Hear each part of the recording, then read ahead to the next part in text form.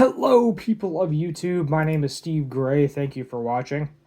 Today we are talking about the newest iteration to the Gibson Les Paul Studio called the Gibson Les Paul Studio Session. We have 4 finishes available. The one we are looking at currently is going to be in Cobalt Burst. I'll go ahead and click the back button here so we can see we have Cobalt Burst, Bourbon Burst, Translucent Ebony, and Honey Burst. I'm going to go ahead and go back forward so we can go ahead and read up on these things, go over the specs, and go over a couple of things that I think are kind of disappointing, if you will, about this thing.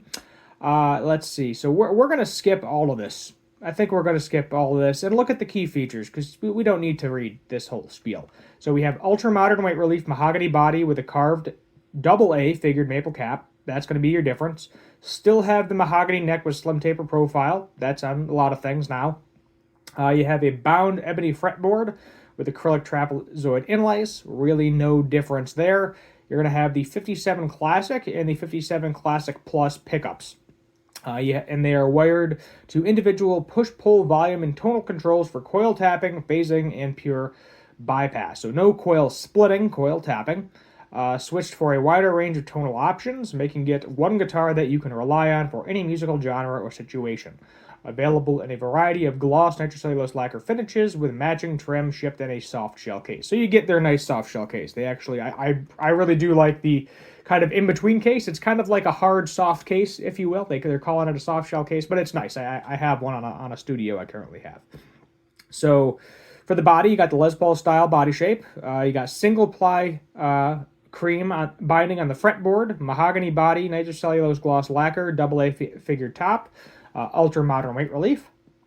Going on to the neck, we're going to have a slim taper profile, your typical 12-inch radius, medium jumbo frets, typical scale length, 24 3/4 or 24.75. Neck is going to be mahogany. You're going to get the Graph-Tech nut, acrylic trapezoid inlays, ebony fretboard, which is very nice, 22 frets, set neck as always.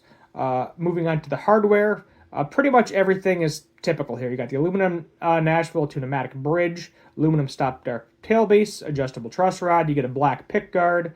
You do get a switch washer, which is not mounted. Black pickup rings. You got the strap buttons, black switch tips. Grover Romatic tuners with keystone buttons. You got the black top hat knobs, black jack plate. The electronics is where you may or may not be excited. You have a 57 Classic and 57 Classic Plus in the bridge. A typical 3-way 1/4-inch output jack. And then the controls are going to be the 2 push-pull volumes and 2 push-pull tones. So the volumes are for the coil tap. The push-pulls for the tone are the phase and pure bypass. Then moving on to miscellaneous, you get the soft shell case. Gibson's accessory kit comes with 10s, which most Gibsons come with 10s. So in terms of price, it's actually the same exact price as the Les Paul Modern Studio. And they both have ebony boards as well. The difference is the pickups. Price-wise, they're actually the same exact thing too. So I believe the Moderns have a black binding, and then these have a white binding. They both have the Modern cutaway. Things that I think we do not need on a studio because it is a studio. They're nice to have, but I don't care if they're there or not on a studio. That would be the fretboard binding and the AA maple top. I think both of those things, while nice to have, are not needed. Yes, they do make it look more like a standard. Price point for a standard, keep in mind that is going to be $2,600. So for $600 more, you can get a standard that is definitely going to hold up better in value than this thing. So that the price point is definitely something we can talk on as well. But going back to the actual features of the guitar, there is no reason they cannot give us a belly heel and locking tuners. Those are the 2 things I mentioned. This pretty much has everything I want for a studio, but I want those features. They have them on other guitars, so why can we not bring them to the studio? We can get rid of the fretboard binding. We can get rid of the flame maple top. Those 2 cost-saving measures should be enough to get us some locking tuners and a belly carve. If we look at some other Les Paul models, which at this point I'm going to say there's 4 iterations of the studio. So I apologize if the images are messed up on the screen. I am currently having some technical difficulties capturing my screen record on my desktop. So hopefully I can get the images to line up here. I'm going to do static images as opposed to just recording and clicking through.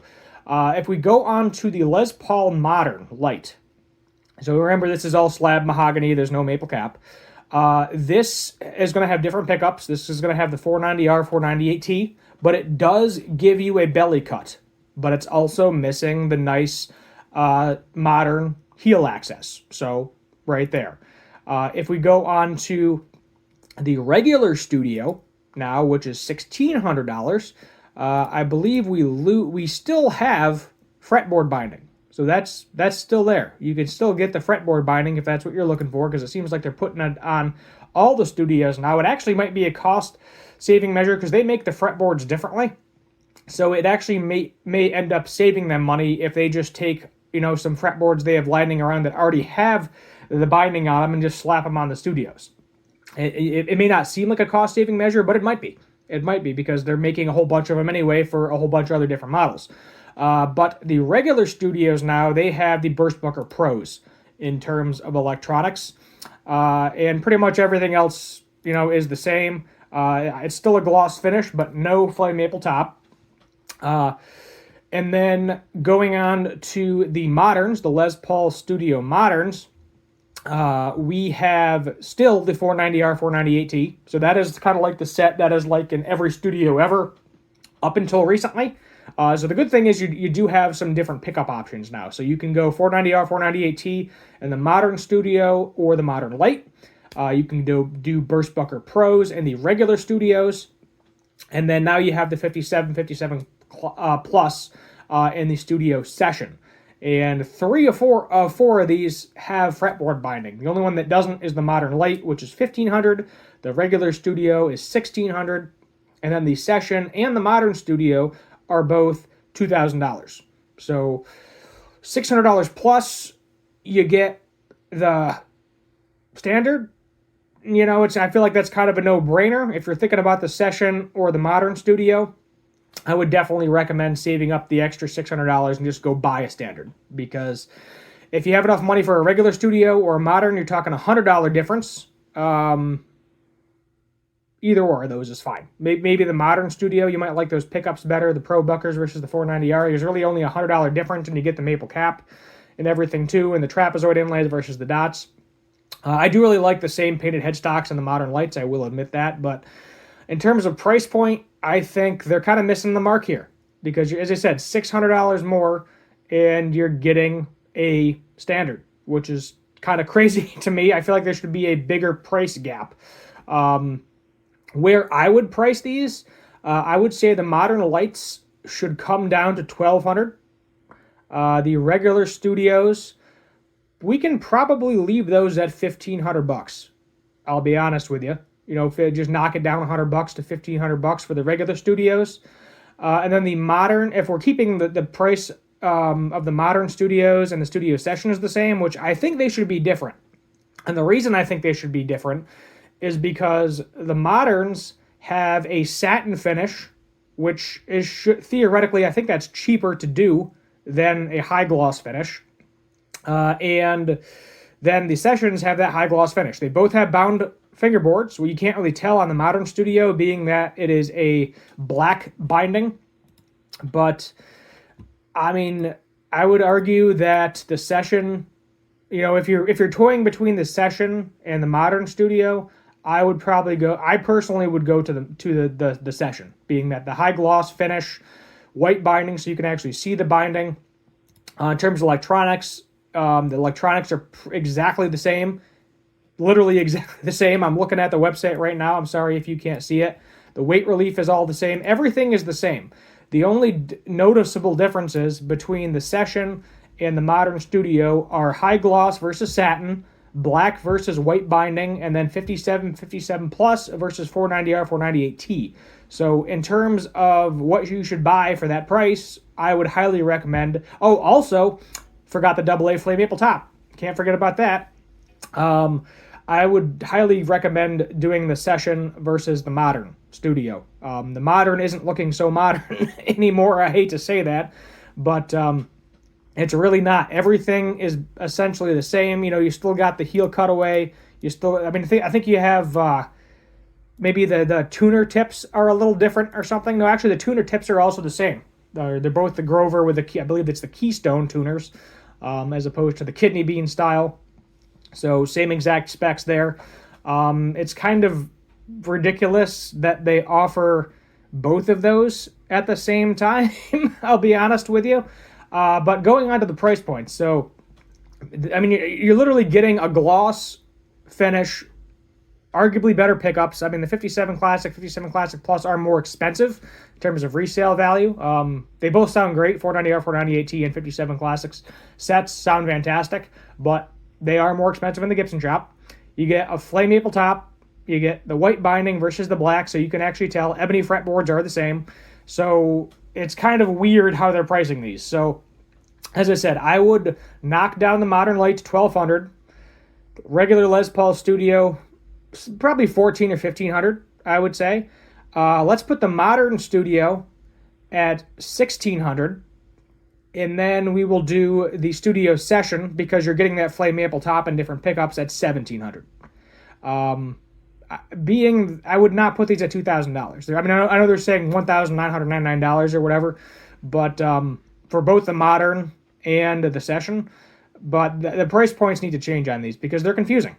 Because arguably the best of these now is the Session. So the best Studio, without a doubt, I'm going to say is the Session, because you get the white binding versus the black, so you can tell that there's binding on the thing. You get a flame maple top, you get, debatable, better pickups as well, and everything else is the same. High gloss finish, too, versus the satin. So I think Gibson needs to switch some price points around, or they could have just called this, they could have also just called this the Modern Studio Plus or something, and upcharged a tiny bit, because you're getting better features. So it's kind of weird, the price point, but as I said, if you have $2,000, save up the extra $600, buy a standard. That's kind of where I'm at right now. Being that they're priced where they are, I'm sure some people will buy them. They're not bad guitars, but they're not my perfect studio either. My perfect studio, yet again, locking tuners on the thing, give me a belly cut, and then you can keep all the features. Honestly, I don't care about the flame maple top, and I don't care about the fretboard binding. Makes no difference to me. On a studio, anyway. If I'm getting a standard or a custom, I'll be a little bit more picky. But in terms of a studio, no. So yet again, sorry if I have to do static images for this. I'm having some recording problems with my screen record. Hoping I get it figured out. Kind of need that for a lot of the videos I do. I did a restart on my computer. Still giving me issues.